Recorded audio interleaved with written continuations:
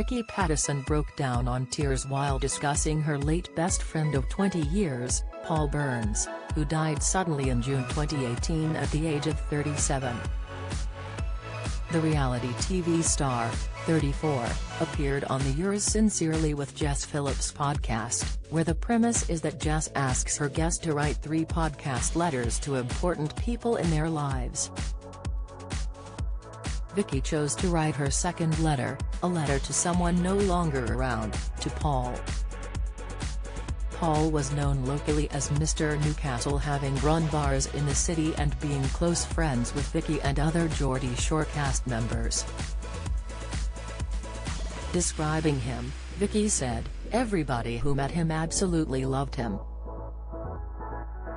He had a magnetic personality. Even before I knew him I wanted to know him. He was funny, witty and loud, the best person. We had this incredible group of mates. I realize now he's gone. He was the glue of our group. He routinely checked in on all of us, in a way that a lot of people don't think to do. You very rarely take a second to stop and make sure everybody in your friendship group is okay, especially when you get older." Vicky went on to explain the lasting legacy that Paul had left, and how he had made her want to be a better person.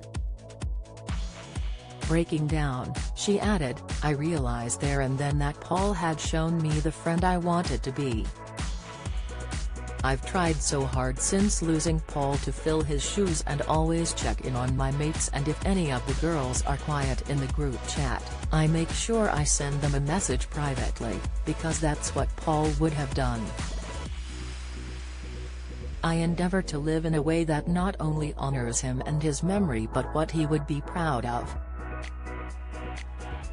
Vicky confessed, "I had to learn a really hard lesson that year, that unfortunately some people, even though we want them to be the loves of our life or a character that comes with us all the way, some people just come in your life to teach you something." Paul had finished his shift at the Botanist at around 11 p.m. on June 1, 2018, before going out with pals in the city centre, but an inquest heard that the evening ended in tragedy when a 37-year-old collapsed. Coroner Karen Dukes said in the early hours of June 2, 2018, Paul was seen by a member of the public sitting on a wall and appeared to be swaying with his head in his hands. A short time later he was seen lying unresponsive on the pavement, she said. Paramedics attended the scene and attempted to resuscitate him, but their efforts were unsuccessful. Ms. Dilks said a post-mortem examination showed no obvious signs of natural disease.